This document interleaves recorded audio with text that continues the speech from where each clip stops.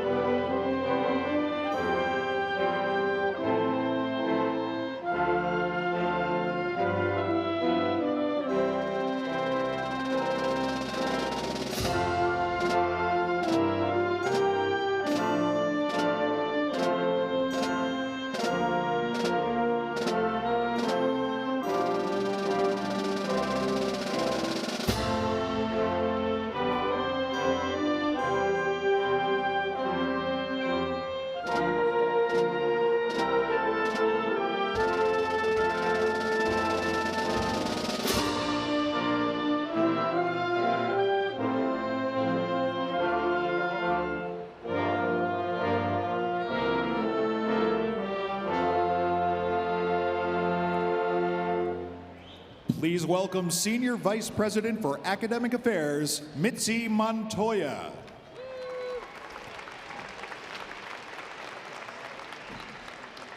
Thank you. Before we listen to the national anthem, I'm pleased to read the university's land acknowledgement, which we do at most of our major university events. We acknowledge that the land, which is named for the Ute tribe, is the traditional and ancestral homeland of the Shoshone, Paiute, Goshute, and Ute tribes. The University of Utah recognizes and respects the enduring relationship that exists between many indigenous peoples and their traditional homelands. We respect the sovereign relationship between tribes, states, and the federal government, and we affirm the University of Utah's commitment to a partnership with Native nations and urban Indian communities through research, education, and community outreach activities. Now, will you please stand and welcome Emmeline Park, a member of the class of 2023 from the University of Utah School of Music, who will sing the national anthem.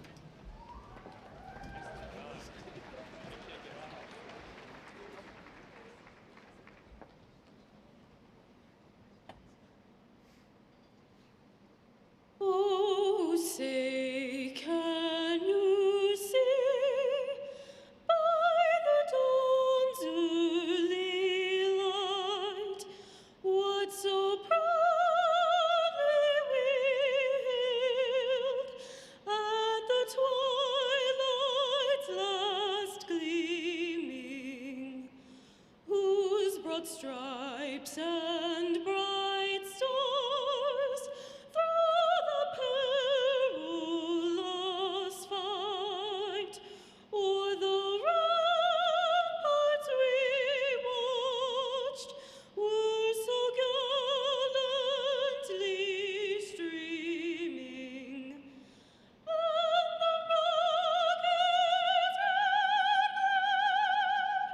the bombs bursting in air gave proof through the night that our flag was still there.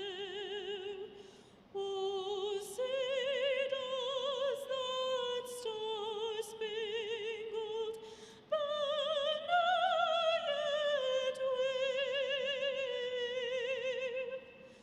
o'er the land of the free and the home of the brave?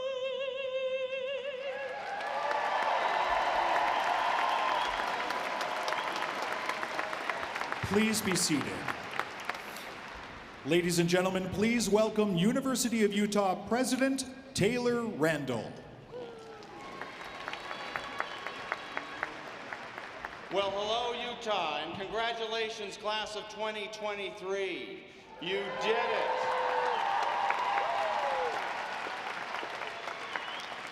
I watched you as you walked in. A few of you looked a little surprised to be here. Trust me, we're surprised you're here as well. But of all the events we have celebrated this year, tonight tops them all. This is the moment we've all been waiting for and the moment that you have earned. As we begin this evening's festivities, I would like to introduce and welcome our guests that are seated here on the stage. I'd ask our guests to please stand and remain standing as they're announced. And please hold your applause until I've announced everyone. Members of the Utah Board of Higher Education, Grace Acosta, Julie Beck, Sanchada Dada, and Citlali Villanueva, our student regent. The Commissioner of the Utah System of Higher Education, Dave Wolstenhume. Visiting presidents from our sister universities, Darren Brush and Paul Hacking. Member of the Board of the University of Utah Trustees, Christian Gardner, Chair, Katie Eccles, Vice Chair, Spence Eccles, Treasurer, Dave Parkin, Stephen Price, Bassam Salem, Glenn Seninger, Randy Shumway, Jim Sorensen, and Taylor Vandertoolen.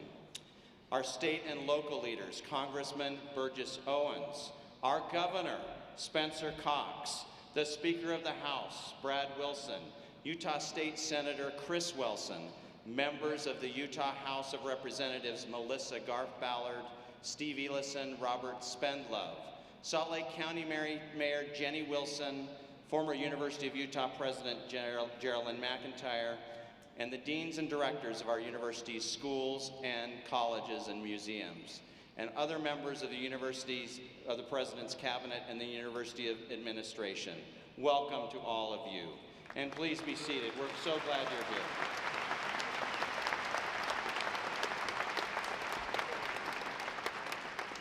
You know, this year marks the 154th General Commencement at the University of Utah, a milestone of more than a century and a half of fulfilling our role as the state's flagship university. Those receiving degrees tonight reflect the diversity of interests and passions of all of our students. From anthropology to ballet to engineering and urban ecology, every corner of our university is represented. We're also joined by graduating students from our Utah Asia campus who have come from as far away as Korea, Mongolia, and Indonesia to complete their programs. I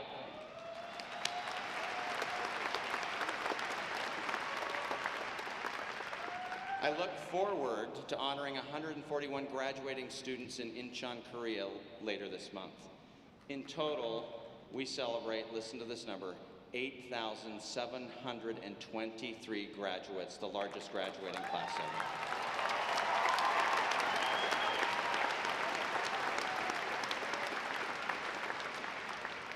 This extraordinary class came to us from 26 Utah counties, 54 states and territories, and 62 different countries. Our oldest graduate, never give up hope, is 84 years old.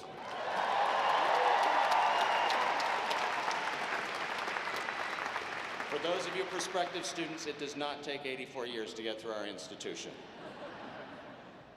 In fact, our youngest graduate is 18, and I don't know how fast that person did it, but that's pretty amazing.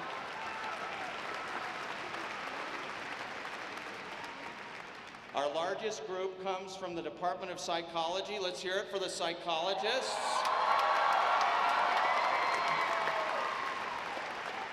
I think we'll all be in good hands. Graduates, each of you have sacrificed, served, and succeeded in great accomplishments during your time here.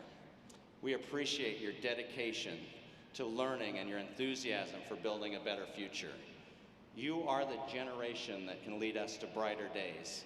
Let me introduce you to some of the remarkable students in the class of 2023. First, I want to recognize Choice Kinchin. Choice served in the U.S. Army. I am sorry, Choice does deserve a bit of applause. Is that Choice's family up there? Choice, stand up for us, will you? Where is Choice?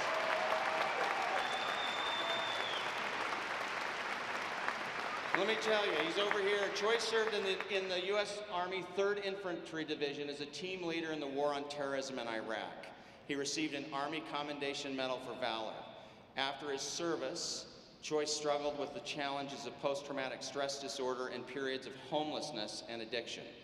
Through encouragement from our Veterans Support Center, a PTSD program offered by the National Center for Veteran Studies here at the U, Choice was empowered to turn his life around. He is now graduating with a degree in psychology, and he's earned multiple certificates, including being one of the 2 students to receive the Veteran Studies Certificate. He's already secured a great job working for the Wounded Warrior Project, helping veterans like himself, and he's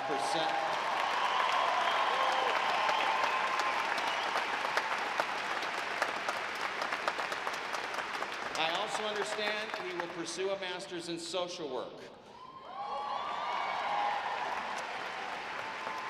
One of the things that Choice likes best is actually writing stories about his own amazing life experience. Choice, we look forward to one day reading your book about your life. Your resilience is utterly amazing and a testament to the human power and spirit in all of us. Thank you very much, Choice.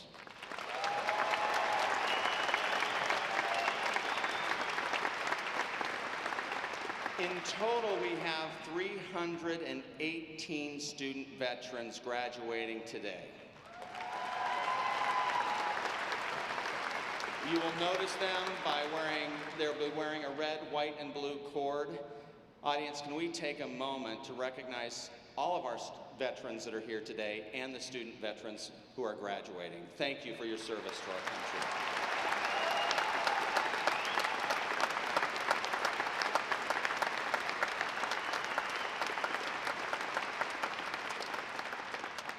Next, I want to bring your attention to Maya Labar, a student athlete who has competed for our women's track and field team for 5 years and holds the school record in the 4x100 meter relay team.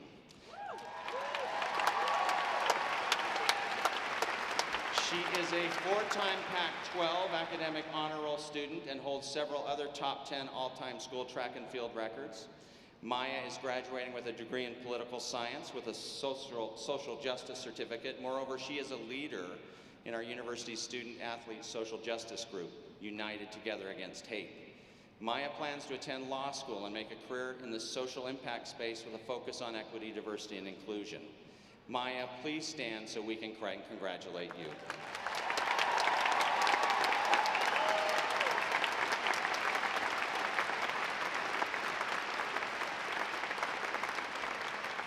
Thank you, Maya, for moving the social justice conversation forward on our campus, and good luck in law school and all of your future endeavors. A quick note, Maya is joined by 109 other student athletes graduating today. Let's give them all a round of applause.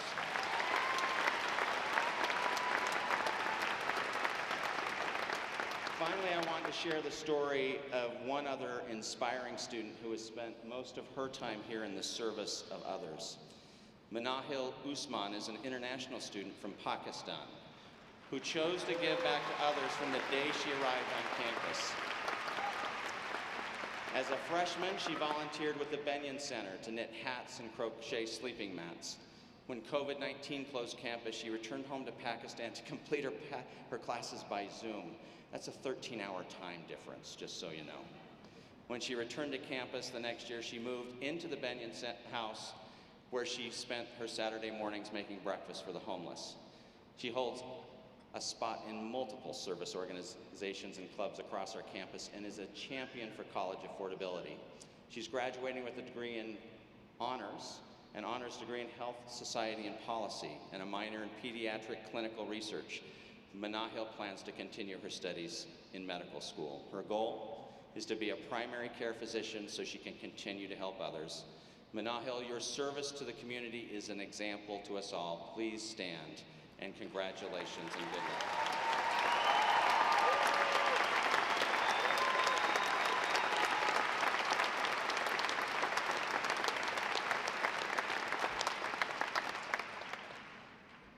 All of you have your own amazing stories of success. I wish we could highlight every one of you. So instead, audience, why don't we join in a round of applause for all of their amazing accomplishments.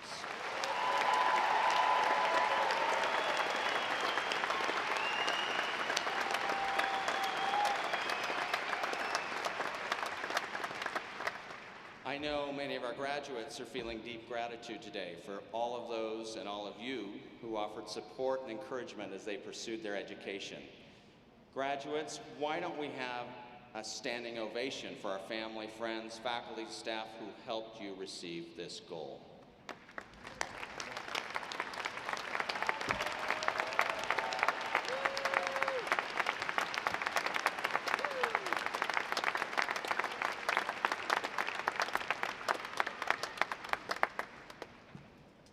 Now please welcome back Mitzi Montoya, Senior Vice President for Academic Affairs, to highlight our Faculty Award recipients.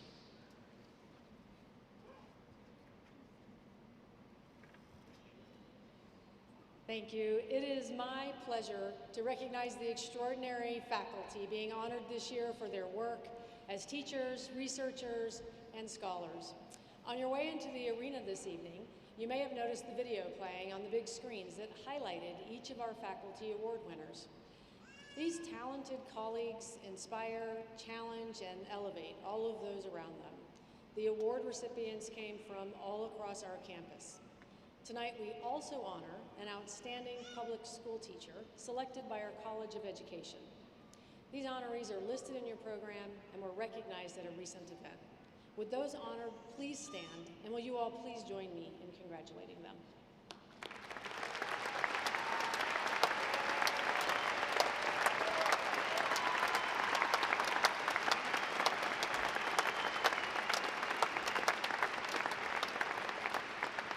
Thank you, and congratulations.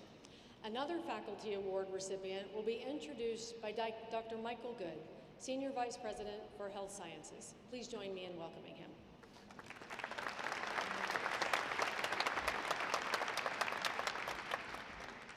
I have the honor to announce the recipient of the Rosenblatt Prize for Excellence, the highest honor the University of Utah can bestow upon a faculty member. The prize recognizes achievement for extraordinary teaching, research, and service. It is awarded by the President of the University of Utah based on the recommendations of a distinguished selection panel. The 2023 recipient of the Rosenblatt Prize for Excellence is Dr. Dana Carroll, Distinguished Professor of Biochemistry. Dr. Carroll, please join me at the podium.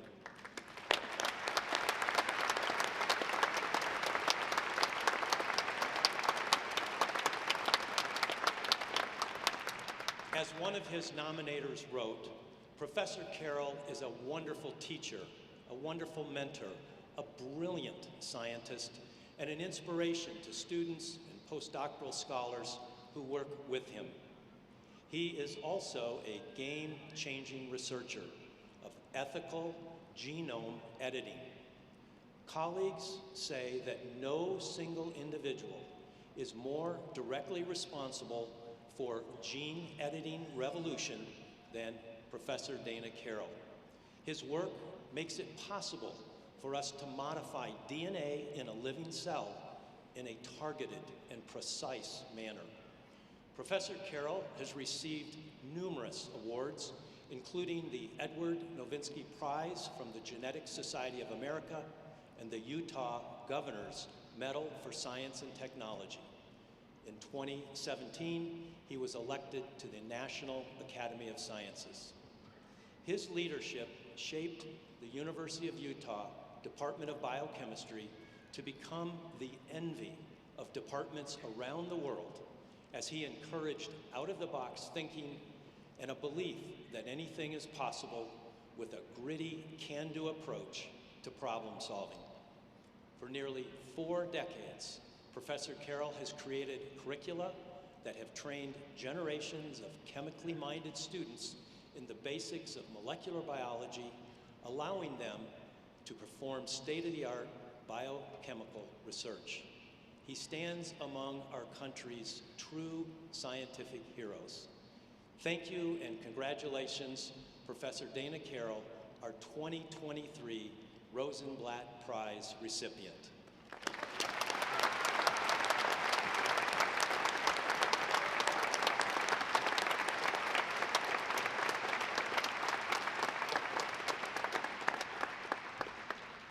I also extend my congratulations to all of our faculty honorees this year.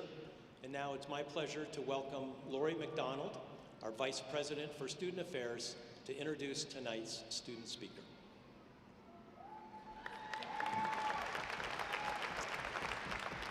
Please let me also express my sincere congratulations and gratitude to the class of 2023. It is my honor to introduce our student speaker tonight. Baccalaureate students demonstrating exceptional academic success were invited to submit a written essay for consideration by a selection committee of students, faculty, and staff. More than 50 outstanding students were considered to represent the graduates here tonight. All of the finalists' speeches were heartfelt and worthy, but Chloe Carr was the unanimous choice of the committee. Chloe completed her degree in just 2.5 years, graduating last December at the age of 21 with a major in marketing. In fact, she's already working full-time in Dallas, Texas as a communications specialist. During her time as an undergraduate, Chloe was a business scholar, member of Pi Beta Phi, and regular fixture on the Dean's List. Please welcome Chloe Carr.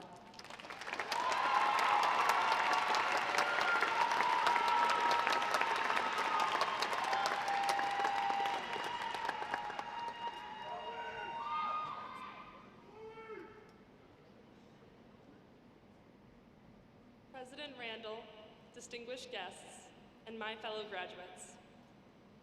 I learned the most at the ball field with my dad. Here I am at my college graduation ceremony, thinking about how ironic it is that at 21, I'm realizing I learned the most about life at 11. I'm the youngest of three. I spent my summers at the ball field cheering on my siblings in baseball. I grew up playing basketball, but during the summer, the focus was on them and their sports. I still don't know what the infield fly rule means, and maybe you don't either, but what I do know is that next to my dad, baseball was where I found my way. That's where I got to just sit in the stands and observe. Of course, as an 11-year-old kid, it was just a sport my siblings played. And there I was with my dad, watching my siblings do something they loved. But today, I find myself referring back to those lessons I learned, lessons I didn't even know I was absorbing. I watched my dad sit away from the crowd along the rails and teach me that I didn't need to be the loudest, but the smartest in my positioning. He was always telling me that players should never throw their helmets, they should always shake hands, and if a parent wishes them a good game, they better look them in the eye and say thank you. He taught me how to save money and work hard by catching foul balls for free hot dogs, and how to get mustard stains out of white clothes. Our conversations consisted of how sometimes the loudest cheer isn't always the right way to show support. Sometimes it's a simple hug. I got to learn that sometimes silence speaks louder than words, and sometimes the best thing to say is nothing at all. We all have bad days, but looking back, it is the good ones that we remember most. Never be late and always come prepared. Be the first one there and the last one to leave. It may not seem like it, but people notice. Most importantly, my dad taught me that I valued sitting with him, watching a game, more than any extravagant adventure. It's time with the people we love that we never get enough of, and the everyday moments that we hold on to. My happy place may look different than yours, but it was undeniably sitting in the bleachers with my dad. Little did I know the lessons I learned there would one day help to bring me from a sports complex in Omaha to an incredible university in Salt Lake City. During my time at the U, I was able to meet so many new people. Some I now call my best friends, impactful mentors, and highly respected peers. I was challenged beyond what I believed I was capable of and pushed out of my comfort zone into that space where I've been told growth happens. As a result, my dreams got bigger and closed doors were kicked in. I was 1,000 miles away from everything I had ever known, yet feeling like I was exactly where I was supposed to be. Leaving home was hard, but leaving Salt Lake City is just as difficult.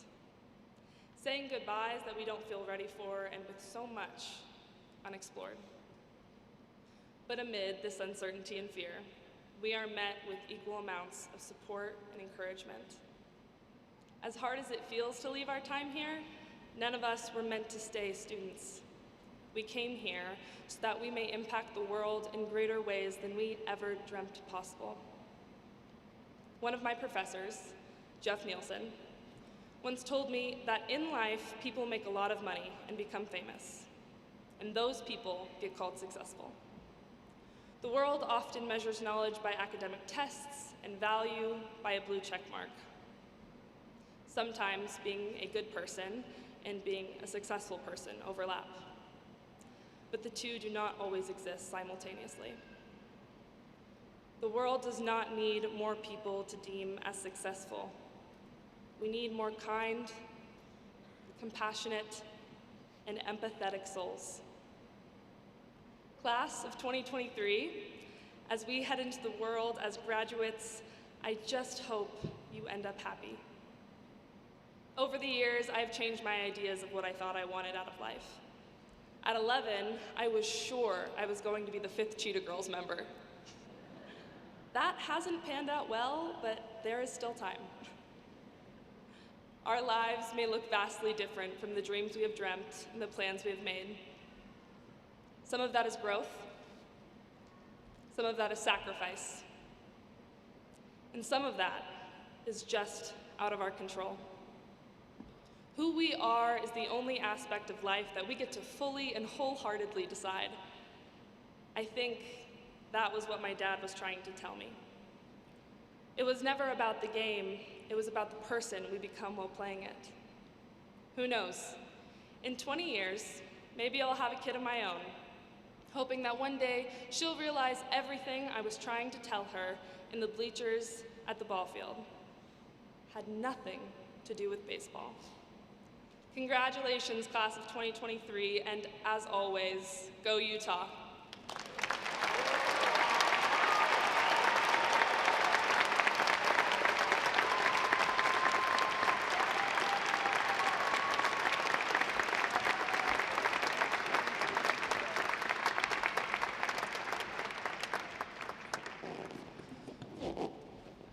Chloe, if I might say, that was a home run. It says you're all supposed to laugh after that. All right. I am sure you're already impacting the world in a positive way, Chloe. Thank you. You're a wonderful example of what it means to dream big. And thank you for sharing with us your story today. It's now my pleasure to invite Christian Gardner, chair of the university's Board of Trustees, to confer the honorary degrees.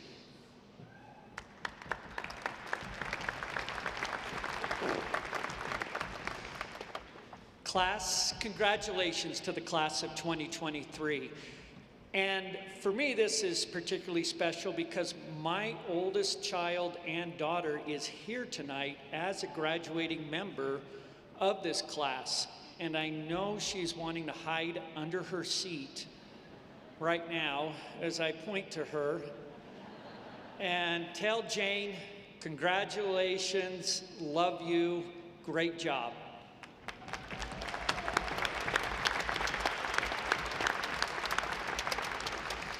Each year on this special occasion, the University of Utah confers honorary doctoral degrees on individuals whose service to the university and community is so highly significant it warrants the highest recognition given by the university. On behalf of the university's Board of Trustees, tonight I will introduce 4 individuals who have earned this prestigious honor. We award the first honorary doctoral degree to Frances P. Battle.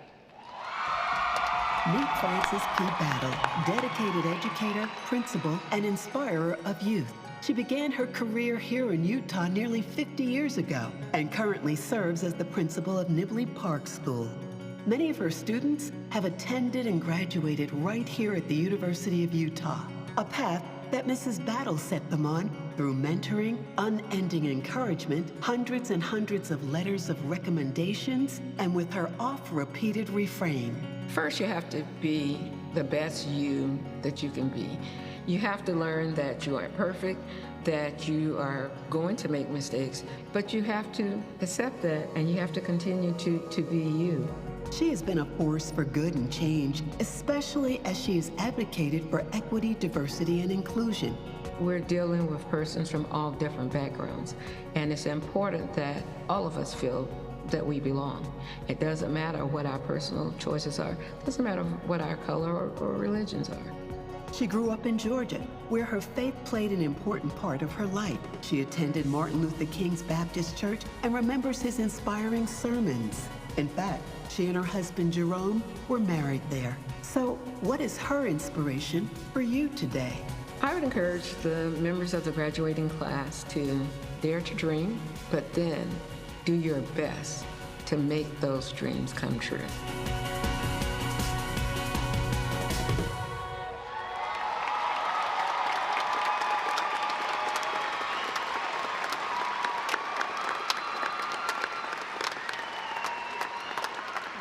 Francis Battle, please rise, and will Trustee Bassam Salem and College of Education Dean Frankie Santos La'anan please escort her to the podium.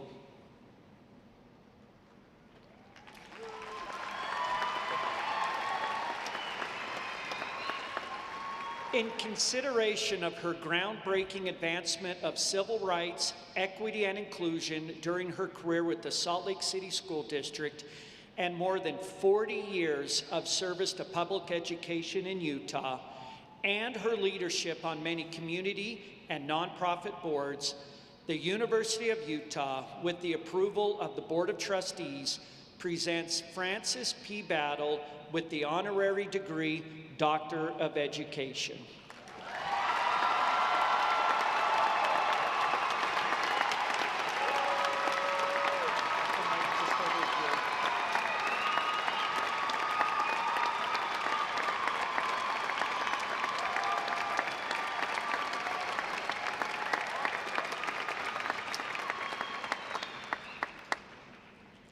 Amazing.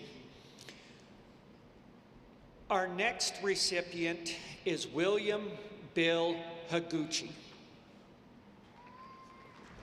Meet Bill Higuchi, pharmaceutics and pharmaceutical innovator, entrepreneur, longtime U professor.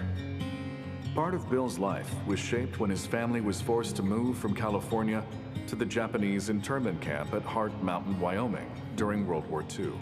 That was very common for Japanese Americans, and I think there are a lot of members of that community that are still alive, and they still feel the heartache. After 20 years at the University of Michigan, Bill was lured to the University of Utah in 1983.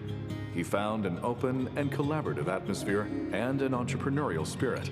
The 80s were kind of like a renaissance in biomedical engineering and pharmaceutical development. It was very supportive. Bill's research focused on optimizing drug transport and getting medicine efficiently to target sites in the body. He also pioneered tooth and bone preservation models. Along the way, he was co-founder of 4 biopharmaceutical companies. And this company is based on drug delivery. Drug delivery is a very broad term used to basically make drugs better. To give you some idea of the impact of Bill's research and role as a professor, this is his 2nd honorary degree. The University of Michigan honored him in 2013. Both well-deserved.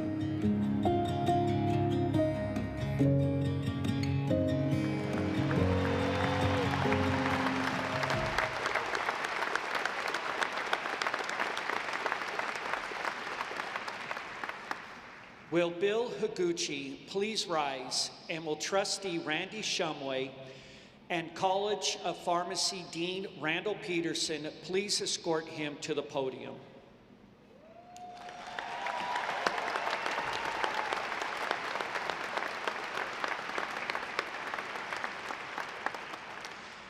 In consideration of his more than 4 decades of work advancing knowledge of pharmaceutics, his innovations as a teacher, researcher, and entrepreneur, his efforts to improve our understanding of how medications are absorbed into the body, and his pioneering tooth and bone preservation models, the University of Utah, with the approval of its Board of Trustees, presents William Bill Higuchi with the honorary degree Doctor of Science.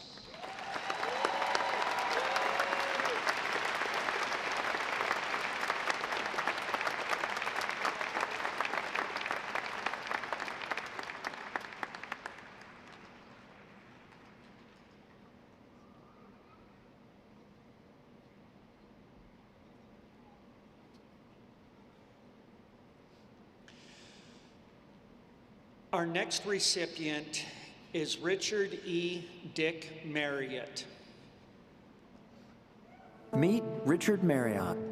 Maybe you've heard of his family, or you've studied in the Marriott Library. He's an accomplished business leader, philanthropist, family man, person of faith, and a proud graduate of the University of Utah. A lot of this came about because of my experience at the University of Utah. Gave me the self-confidence to go out there and do a whole bunch of different things. Dick Marriott started in the hospitality business soon after getting an advanced degree from Harvard. He went on to work managing a restaurant. There is no career like hospitality to provide a huge diversity of jobs and opportunities. He went on to lead marketing, the architecture and construction department, and to develop management contracts across the world for the Marriott Corporation. Along the way, he learned much about job creation and the dignity that comes with being employed. We started what was called Bridges from School to Work. We work with these kids. We find full-time jobs for over 1,000 young men and women a year. No matter how much the company grew and the success that Dick has had, he's never forgotten what the foundations of his education gave him and where he got it. I appreciate being recognized by my alma mater. That's a great honor. I do not take it lightly. I appreciate the University of Utah. It has done a lot for me personally. A great institution.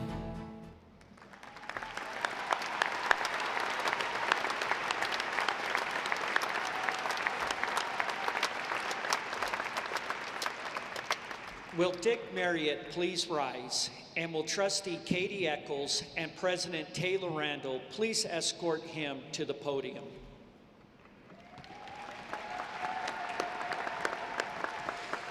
In consideration of his lifelong career and leadership in the hospitality industry, his engagement with healthcare and mental health initiatives, and his legacy of boundless support for education through philanthropic giving to libraries, school, and fine arts institutions, the University of Utah, with the approval of its Board of Trustees, presents Richard E. Dick Marriott with the honorary degree Doctor of Business.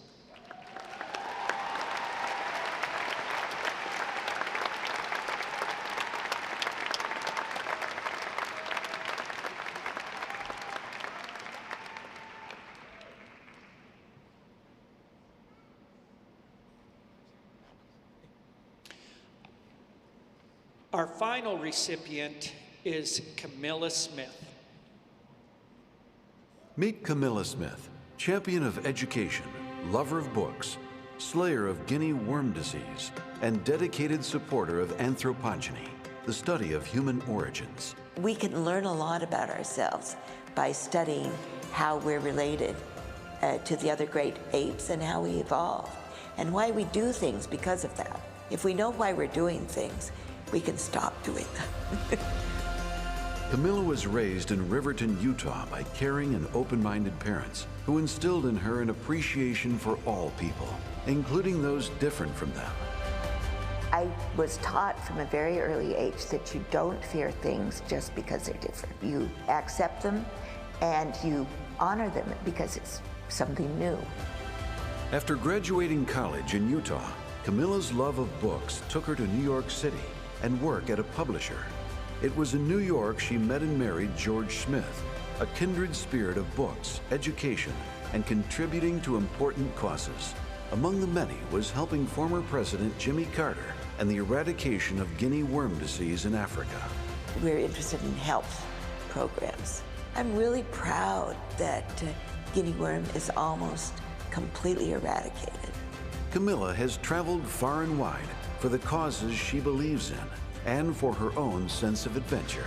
Perhaps that's where her advice to students comes from. If you can, try to improve the world. Heaven knows the world needs improving. There's a lot that you can do as a volunteer to look around and see what's not right and to solve it. That's what we do as human beings, and it's really important to do it.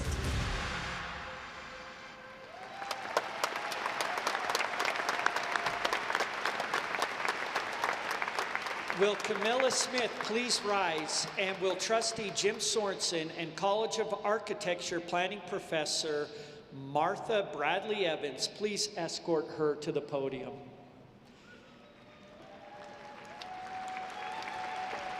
In consideration of her career as one of the nation's most dedicated philanthropists and advocates for education, her public service to global health, and her work advancing knowledge and understanding through books, the University of Utah, with the approval of its Board of Trustees, presents Camilla Smith with the honorary degree, Doctor of Humane Letters.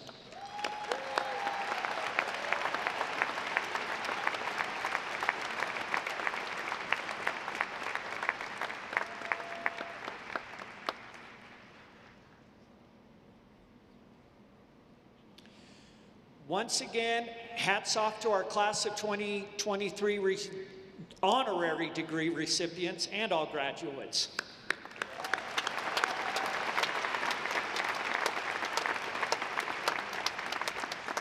They're amazing individuals. And it's now my pleasure to invite Taylor Vandertoolen, President of the Associated Students of the University of Utah, to introduce our commencement speaker.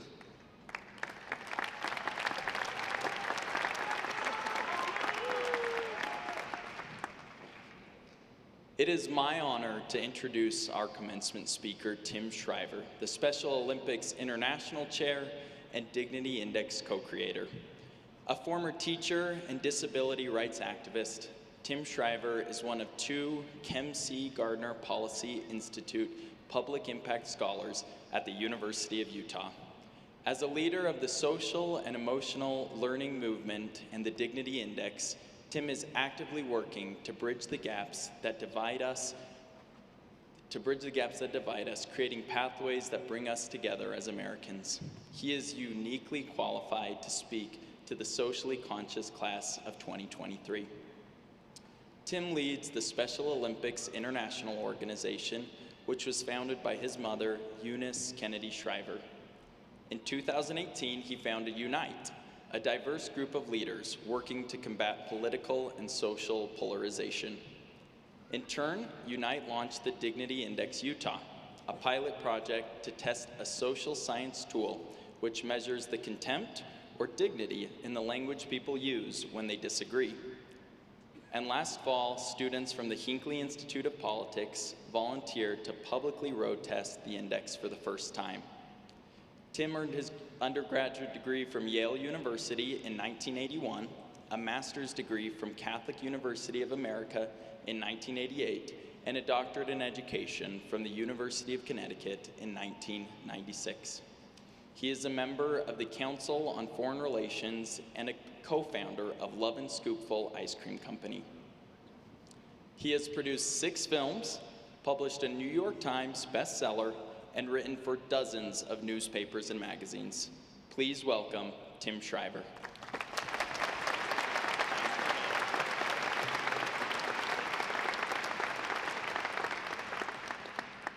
Thank you so much, Taylor.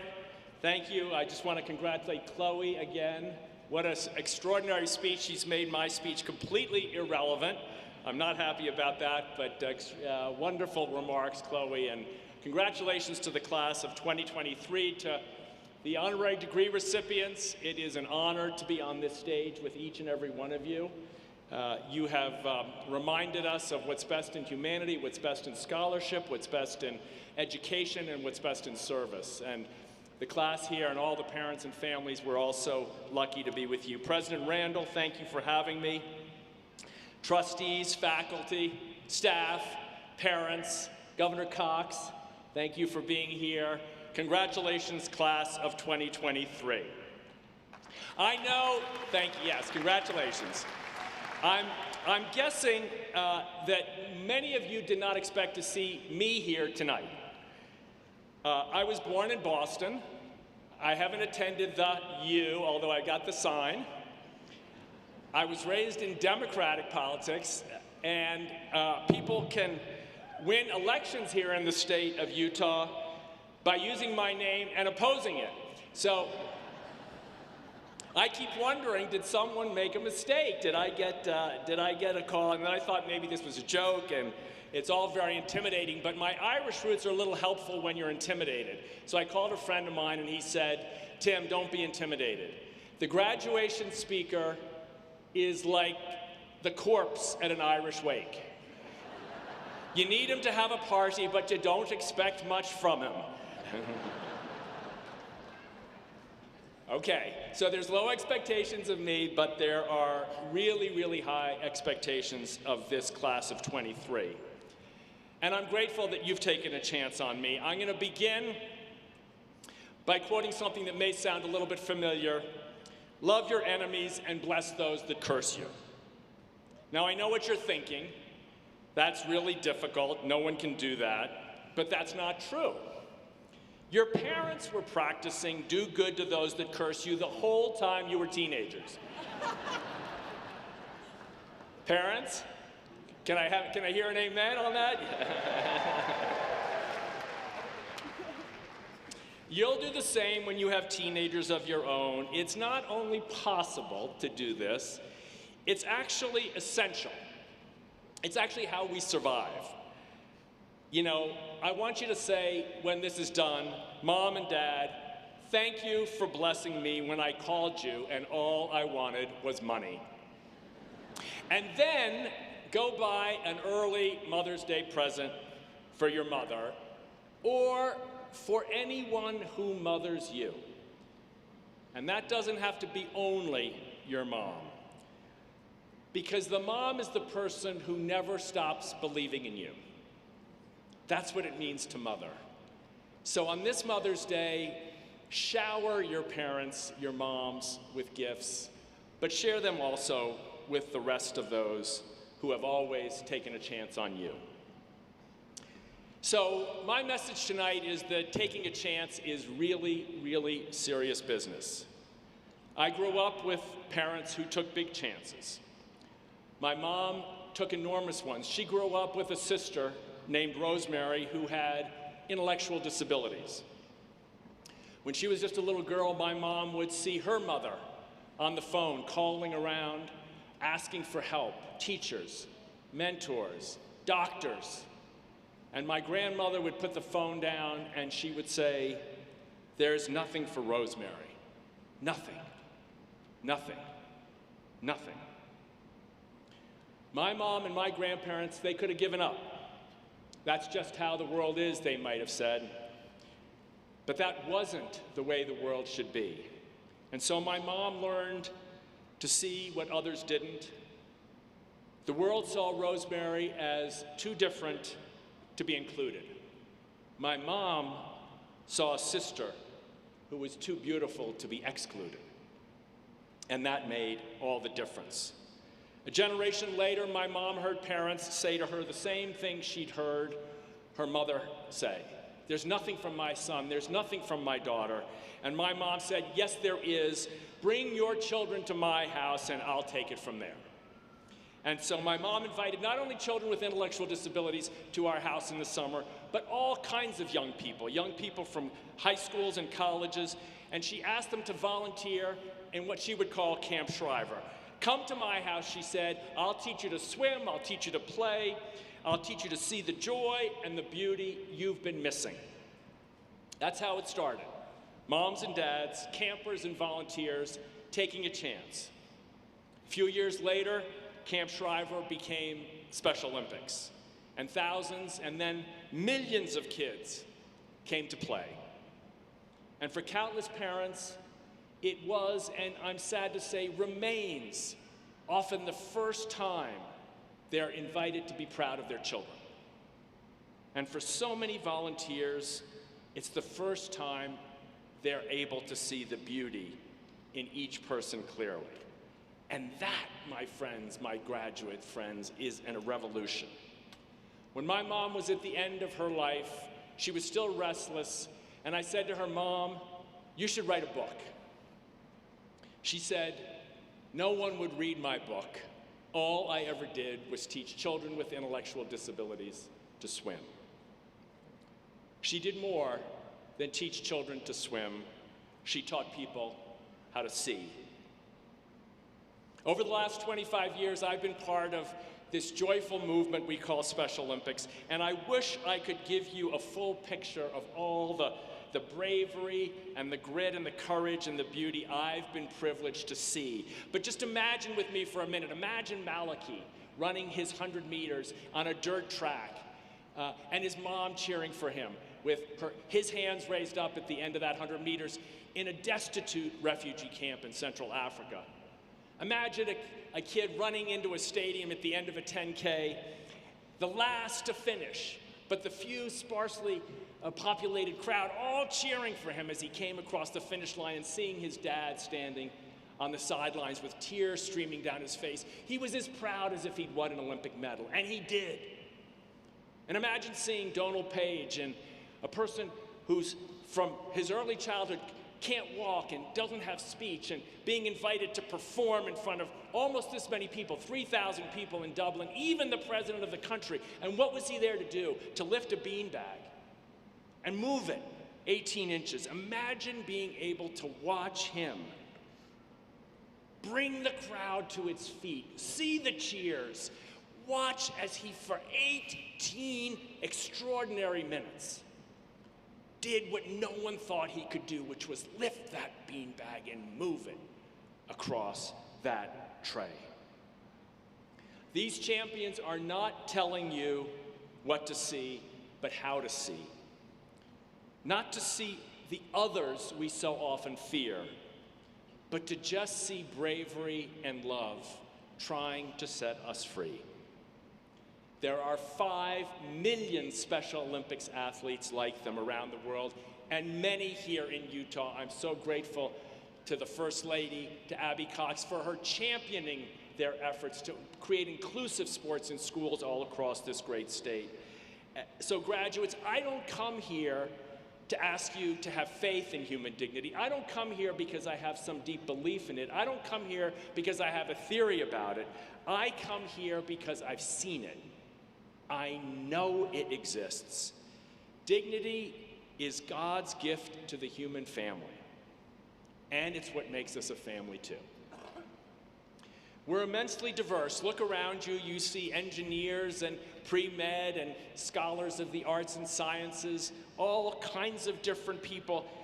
But in the things that we most deeply need and want, in the love that gives our lives meaning, in the purpose that brings us happiness, in the contentment and belonging that we all hunger for, there's not an atom of difference between us. We are all the same in that which matters most. And we only get what matters most from the faith we receive in the depths of our souls and from the tenderness we receive from each other. Now, today in our country, there are thousands and thousands of voices. Instead of offering dignity, they're offering the idea that you should treat others with contempt. Across the land, you are graduating and entering the workforce and adult life in a time when fear actually threatens to destroy the country. It's not just fear. Generally, it's fear that we can't solve our problems.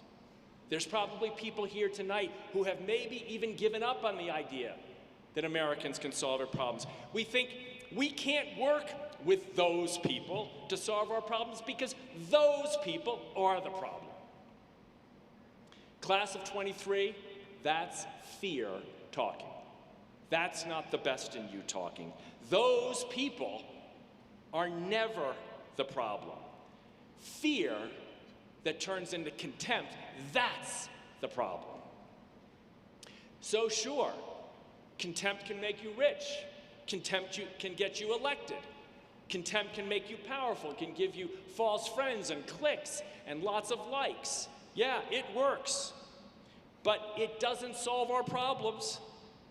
Nothing is less faithful than treating other people with hate. Nothing is less practical than humiliating others, and nothing is less American than hating your fellow Americans. It's a scourge in our land. Contempt doesn't ease divisions, it doesn't prevent violence, it doesn't solve problems. So I'm here to ask you, to beg you, as you go forward from here, don't listen to the voices that are telling you to blame and shame and treat others with contempt. Turn them off, tune them out, shut them down. You can do it. It's a very simple action. Everybody has the power to create a new kind of incentive that doesn't reward hatred and contempt, but instead rewards dignity. So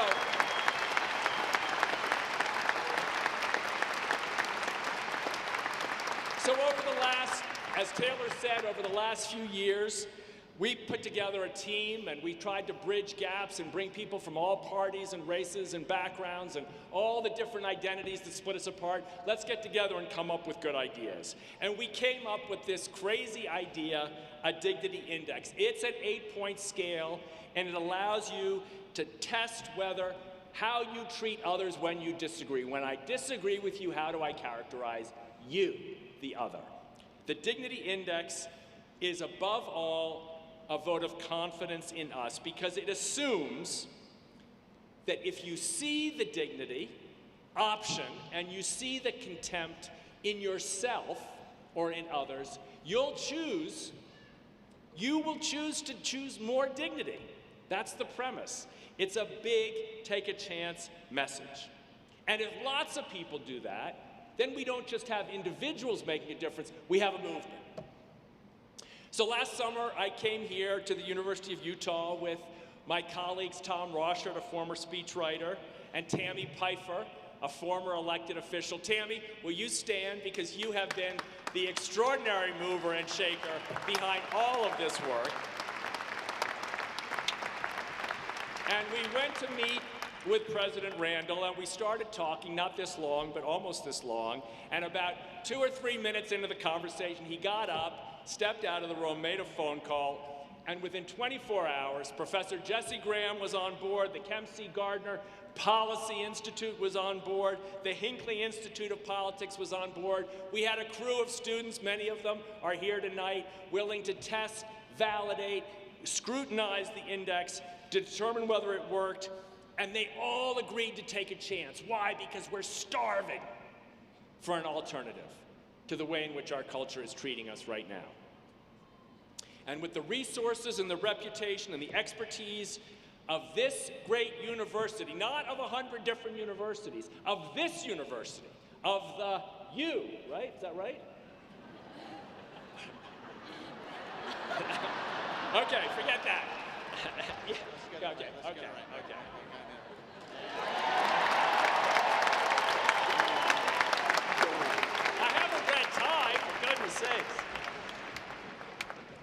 So we launched a demonstration project, and we scored the last midterm election, the congressional races, the Senate races, and it was extraordinary. Columnists, talk show hosts, social media influencers, they all started asking a new question. Is that candidate speaking with contempt, or is that candidate speaking with dignity? Amanda Ripley came out here and wrote a 6,000-word piece. Pollsters started commenting, this is long overdue in our culture. I think Governor Cox agrees, because he's launched his entire National Governors Association leadership initiative around healthy conflict.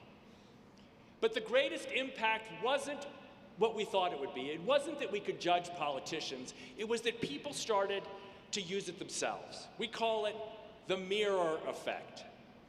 You think you're going to judge someone else, and all of a sudden you start to hear your own voice. You start to hear the way you spoke last night to your brother or your sister, your husband or your wife, your mom or your dad, your professor. And all of a sudden you start to think, maybe I shouldn't be talking that way. Maybe I should take down that post I put up yesterday. Maybe I should remove that comment from my feed. The Dignity Index relies on one of the most ancient tools for social change in the history of human beings, President Randall said, conscience. This country has a conscience. We each have a conscience. It's time to awaken it. So the movement is on. Right here at the university, we now have a new club. It's called Students for Dignity. Ready to score next fall when people come back to campus. Those of you who are alumni, soon to be official alumni, can come back and visit some of the activities that Students for Dignity will hold. We're hoping dozens of universities will follow the lead of Students for Dignity right here at the university. Yeah, let's get, if you worked on the index, stand up. Come on, stand up. I want you to see these extraordinary young people, thank you for being here. Yeah.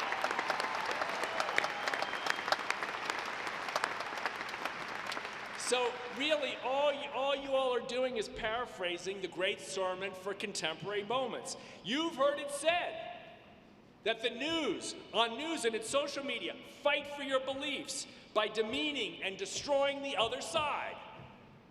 But here at the U, we say, fight for your beliefs and treat others with dignity at the same time. So, I know that there are many pundits who want to predict the next election, but I'm predicting something else. I'm predicting that when all of you come back for your 5th reunion and celebrate the big gifts they'll give to the university and all the memories you'll be rekindling, I bet when you come back for your 5th reunion, there'll be people around the country who are talking about the Dignity Index and Students for Dignity and the Dignity Movement. I am absolutely putting all my money, I don't know whether there's a gambling service that allows for that, but by the time you come back for your 10th reunion, here's the gamble. You will have changed the social and political culture of our country. You will have changed in 10 years, I am convinced of it, that people will take a chance because they're starving to do so. Now, I know sometimes it seems scary to take a chance on high ideals and deep experience. But all the noise and all the hostility around us can't hide the simple truth. Within each of us, there is that fragile spark of love. There's a gentle tug toward what is good. There's a hunger and a search for what is beautiful. You will spend your whole life, I dare say, hoping you can trust that spark to bring you happiness and purpose and fulfillment. The good news is you can't lose it. The bad news is you didn't earn it. It's just a gift. It's been given to each of us. And as faint as that spark may sometimes seem, it's what makes life worth living. If you want to look to the stars, draw and see the extraordinary, awesome wonder of the universe and feel that spark within you as you melt into the wonder. Look to the saints of history or to the saints of your lives and feel the spark draw you towards the beauty of self-sacrificing love. Look to the poets, look to the artists, and feel that spark turn into a flame when you feel in the presence of beauty. If you can, remember the athletes of Special Olympics. Remember your moms. Remember the search for truth at this great university, that hunger. These are all experiences that you know already are tapping into the heartbeat that's within you that knows the universe is on your side. Despite everything, and you've seen a lot in your short lives, despite everything, life is good. Life is beautiful. We are all a spark, brief, bright, and beautiful. The greatest wonder of them all is you, and everyone else too. So I ask you, fellow graduates, to take a chance on others. Take a chance on dignity. Don't give up. In this time, division is the biggest challenge facing our country. There are many others, but that one is bigger than all of them. And you are on the side of solving this problem with a practical, meaningful, impactful strategy. It's a solution steeped in the faith that honoring each other is a patriotic duty. There is no America without democracy. There is no democracy without healthy debate, and there is no healthy debate without dignity. This is the foundation of a new politics, and I hope many of you will enter public life. But whatever life you enter into, this is a new kind of patriotism. All we need are enough leaders willing to take a chance. Rebels, outliers, political outlaws willing to declare their independence and overthrow the culture of contempt for the sake of our country. That's you. That's all of us. That's the time for a change. You get this, youths.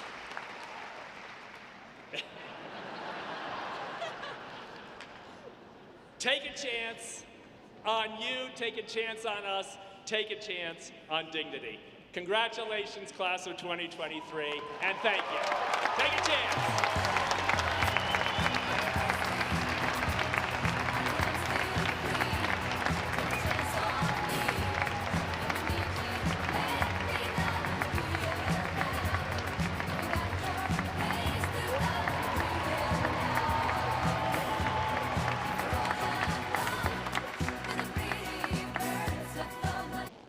Thank you, Tim, for your empowering words and thoughtful advice for each of us.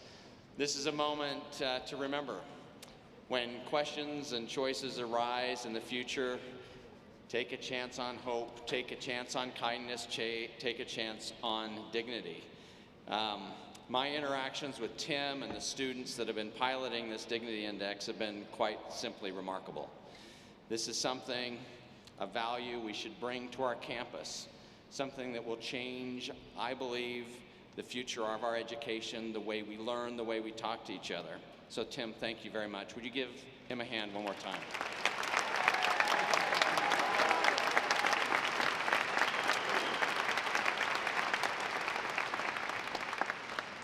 As you, the class of 2023, leave our campus, you will learn that you are part of our extended family. You're about to officially join the ranks of distinguished University of Utah, Pac-12, and Association of American Universities alumni.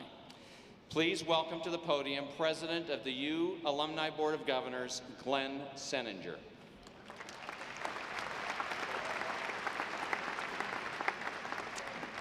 Thank you, President. Tim, thank you for your inspired words, and it seems like you got the flash the U down. Graduates, you are joining a broad, unique, diverse group called U Alumni. And it's great for me to sit up here on the stand and look out and see many of the faces of students from the David Eccles School of Business and from the Sales and Marketing program. If any of you are here, let's give a shout out to those that attended our classes there. A few of you.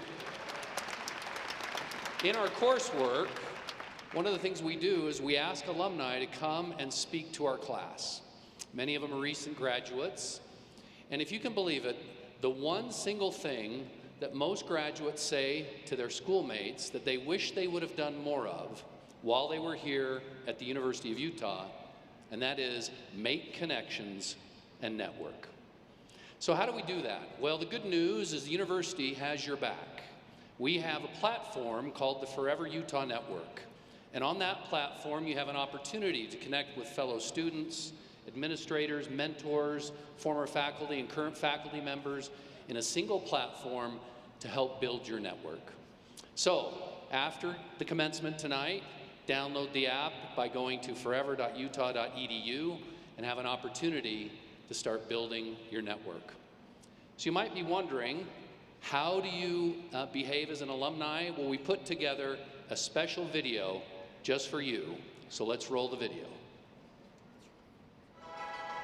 No matter where you go in the world, you're going to see it and feel it. The growing influence of the alumni from the University of Utah. Now more than 300,000 strong.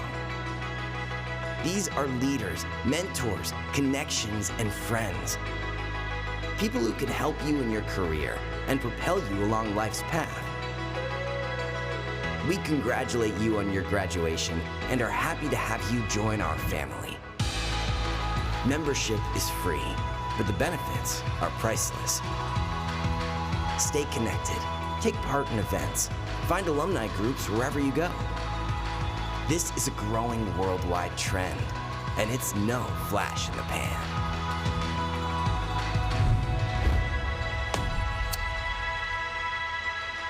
Thank you. So as one of my parting thoughts as president of the U Alumni, I want everyone here, parents, grandparents, and our current graduates, to remember, once a member of U Alumni, always a member of U Alumni. So congratulations, class of 2023, and go Utah.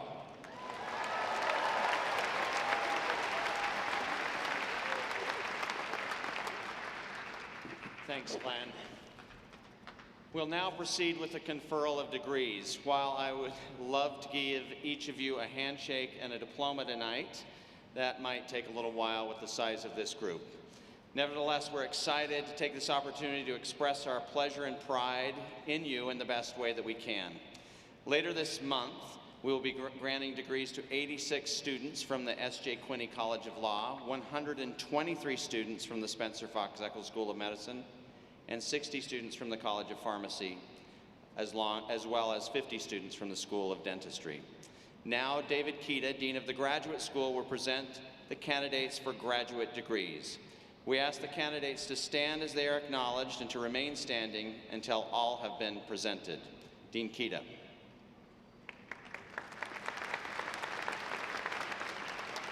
Thank you. President Taylor, this is an amazing night. In the past decade, the Graduate School at the University of Utah has graduated nearly 30,000 PhDs and master's degrees.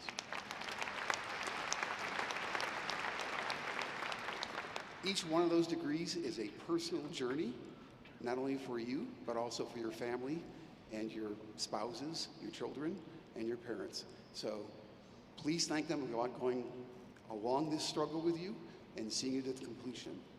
We want to thank all of our relatives that have helped us along this journey. Graduate degrees recognize the highest level of academic achievement at the University of Utah. As graduate students, you've worked with faculty and staff on new medical cures, created new ways of understanding our shared human experience, and traveled to the farthest corners of the universe to understand the nature of space and time. The faculty of the Graduate School have documented your achievements, and tonight we are gathered here to recognize you as our colleagues and as our peers. President Randall, it is my honor and pleasure to present the candidates who are here to receive the degrees of Doctor of Audiology, Doctor of Education, Education Specialist, Doctor of Musical Arts, Doctor of Nursing Practice, Doctor of Occupational Therapy, Doctor of Pharmacy, Doctor of Physical Therapy, and Doctor of Philosophy. Will the candidates please stand?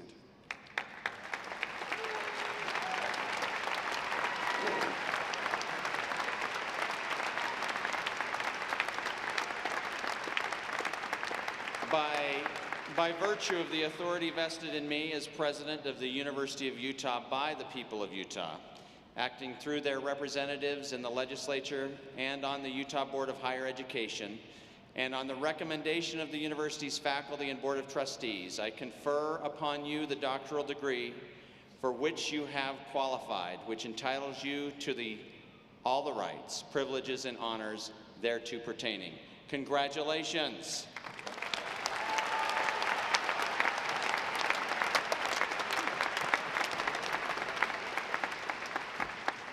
President Randall, it is my honor to present the candidates who are to receive the degrees of Master of Arts, Master of Science, Master of Architecture, Master of Accounting, Master of Arts Teaching, Master of Business Administration, Master of Business Creation, Master of City and Metropolitan Planning, Master of Education, Master of Engineering, Master of Entertainment Arts and Engineering, Master of Fine Arts, Master of Healthcare Administration, Master of Music, Master of Occupational Health, Master of Occupational Therapy, Master of Philosophy, Master of Physician Assistant Studies, Master of Public Administration, Master of Public Policy, Master of Public Health, Master of Real Estate Development, Master of Social Work, Master of Software Development, Master of Statistics, Master of Science Teaching, and Master of Science and Technology.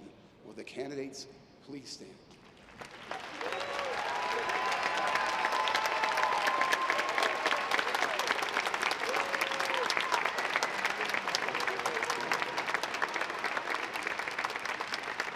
By virtue of the authority vested in me as President of the University of Utah by the people of Utah, acting through their representatives in the legislature and on the Utah Board of Higher Education, and on the recommendation of the university's faculty and Board of Trustees, I confer upon you the master's degree for which you have qualified, which entitles you to all the rights, privileges, and honors thereto pertaining.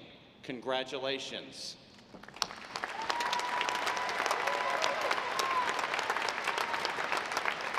You may be seated. I now invite Mitzi Montoya, Senior Vice President for Academic Affairs, to the podium.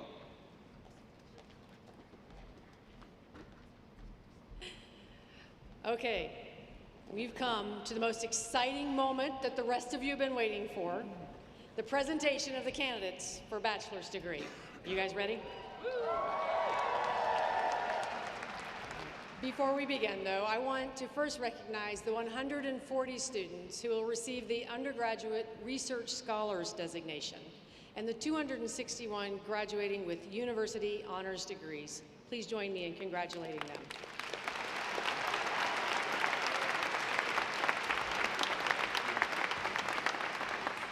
And now it is my great pleasure to present the candidates for Bachelor of Arts, Bachelor of Fine Arts, Bachelor of Music, Bachelor of Science, Bachelor of Social Work, and Bachelor of University Studies.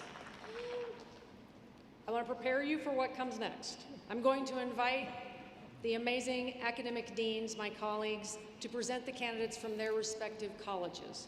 This is a bit of a competition, I warn you. They expect you to represent yourselves with pride and proudly. So, with that, I will turn it over to our deans. Thank you. All right, class of 2023, are you ready? I said, are you ready? First up, Interim Dean Elizabeth Cronk-Warner. And now, get ready to put your hands together and stomp your feet as I ask the design thinkers, the placemakers, and the environmental caretakers from the College of Architecture and Planning to please rise and be recognized.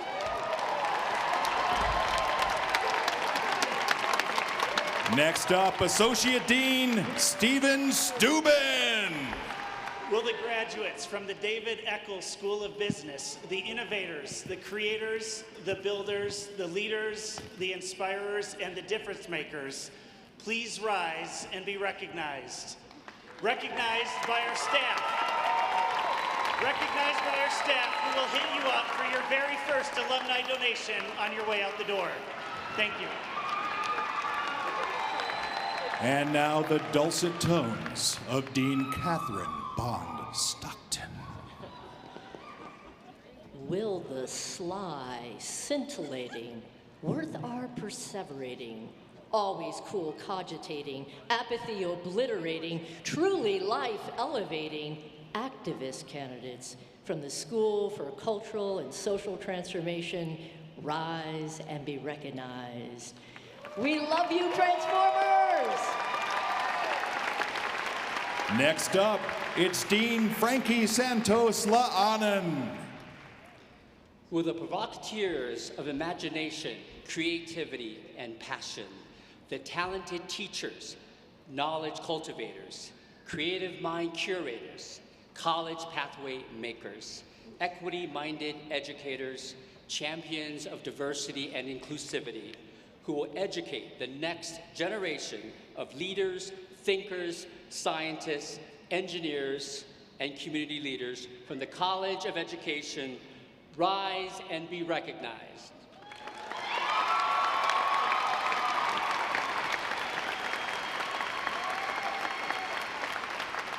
Congratulations, graduates, and always remember that the College of Education faculty and staff love you. All right, next up, it's Dean Richard Brown. Will the candidates from the newly named John and Marcia Price College of Engineering, who stand on the shoulders of our faculty and alumni who pioneered computer graphics, desktop publishing, personal computers, brain-computer interfaces, digital sound, artificial organs, choreographed fountains, and computer-generated movies, to mention just a few, please rise and be recognized.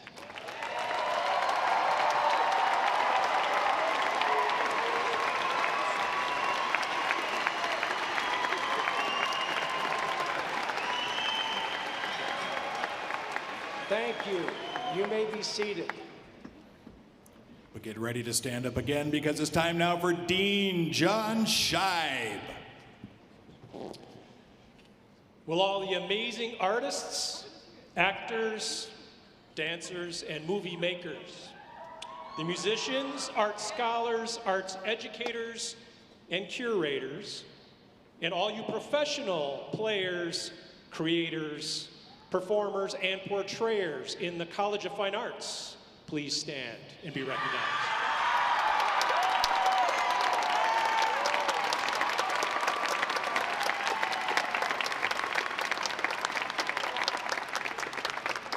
Wait, stand back up. Take a bow. You may be seated, thank you. Next up is Interim Dean Scott Ward. These graduates will apply the sciences of human movement, communication, metabolism, and our personal interaction with our beautiful surroundings to positively change the health of our lives and our villages. So, from your neighborhood to our nature, from the community to the kitchen to the clinic, you will benefit from these scholars of human meaning and function. Therefore, everybody move and be odd while I ask the graduates from the College of Health to please rise and be recognized.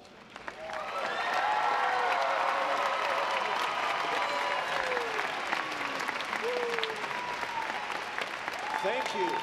You may actively be seated. All right, give it up for Dean Hollis Robbins. Hello, humanists. So, if an alien spaceship suddenly appeared, who would our galactic visitors seek out?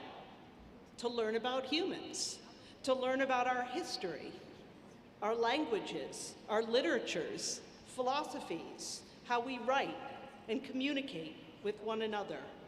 Would the candidates from the College of Humanities rise and be recognized to the galaxy?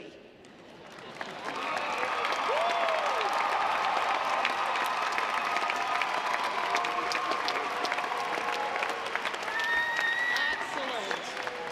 You may now be seated. All right, next up, it's Dean Marla DeJong. During recent years, in which the whole world has witnessed the tremendous impact of nurses and healthcare professionals, and 2 days before the beginning of National Nurses Week, will the nursing and gerontology candidates from the College of Nursing, who will promote wellness and prevent illness, reduce health disparities, shape the future of healthcare to be equitable, and improve health outcomes for persons and communities in Utah and beyond, please rise and be recognized.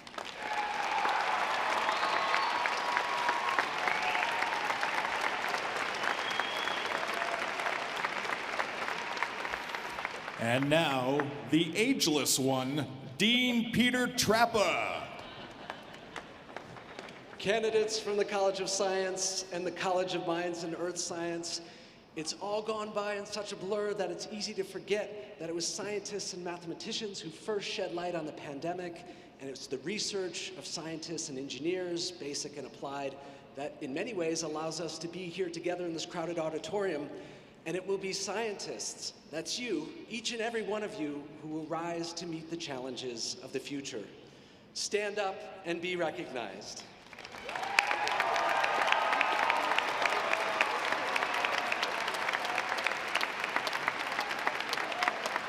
You may be seated.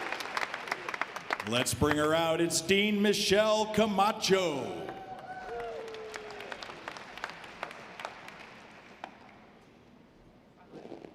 Graduating students of the College of Social and Behavioral Science, with the emotional intelligence coupled with data analytic skills, you boldly persist in the pursuit of solutions to fix the problems that others have created. Your vision will produce powerful policies to combat persistent social inequities, pervasive mental health crises, the ever-present threat of climate change. Your empathy will fortify bridges of mutuality and respect. Your collaborative spirit will inspire, connect, and energize our communities to eradicate fear, contempt, and hate. Please rise, levanten los brazos, make some noise, be recognized. Sí se puede, felicidades, bravo, vámonos,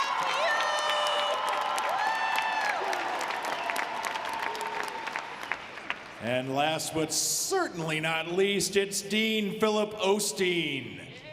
Despite the sense of burgeoning pride, I wasn't going to say anything about saving the best for last. Here we are among the builders, the artists, the entrepreneurs, the scientists, and all that contribute to the amazing world and society that we live in. And lifting it up, the fighters, the advocates, the champions of social justice, those who have chosen a noble profession not for recognition or financial gain, but because we were called to give of ourselves to strengthen society and support the most vulnerable among us. Just this year, our graduates provided over 200,000 hours of volunteer service to agencies across the state. We serve the families, the children, the adults, and the communities of Utah and beyond, and fight for a society grounded in inclusion, diversity, equity, accessibility, and sustainability. We are social workers. Will the class of 2023 rise and be recognized?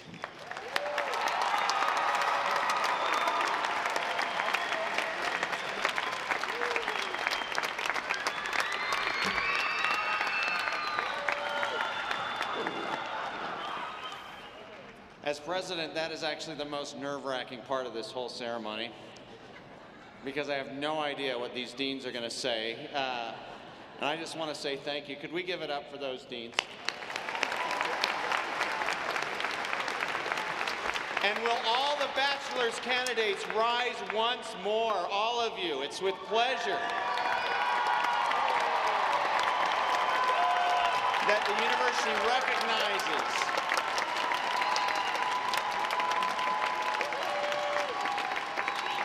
It is with pleasure that the university recognizes its undergraduates and welcomes those candidates who stand before us into our alumni ranks, and this is my favorite phrase, and into the fellowship of well-educated people. By virtue of the authority vested in me as president of the University of Utah by the people of Utah, acting through their representatives in the legislature and on the Utah Board of Higher Education, and on the recommendation of the university's faculty and board of trustees, I confer upon every one of you the baccalaureate degree and certificate for which you have been qualified, which entitles you to all the rights, privileges, and honors thereto pertaining. Congratulations.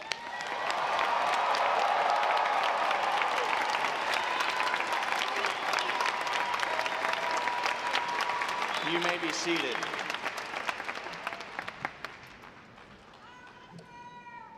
I encourage each of you to encourage your individual college convocations. They provide you an opportunity to gather and commemorate this great achievement with your peers and the faculty and staff who supported you. Again, congratulations to each of you. We wish you ongoing success and look forward to all that you will accomplish.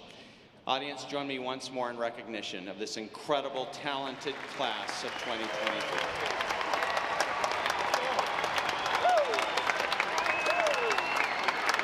Thanks to all who arranged this commencement, to the University of Utah Wind Ensemble conducted by Darren Theriot, Thank you everyone who has come tonight and joined us for this wonderful occasion.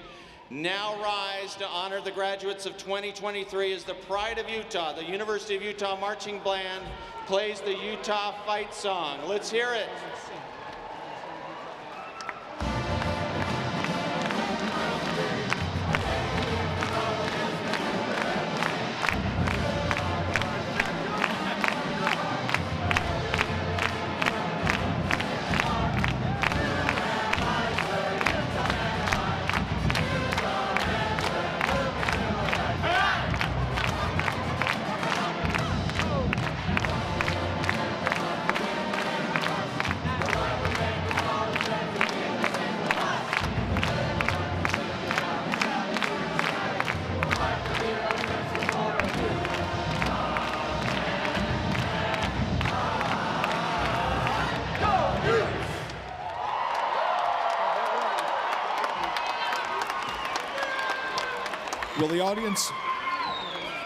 Will the audience please remain standing for the recessional?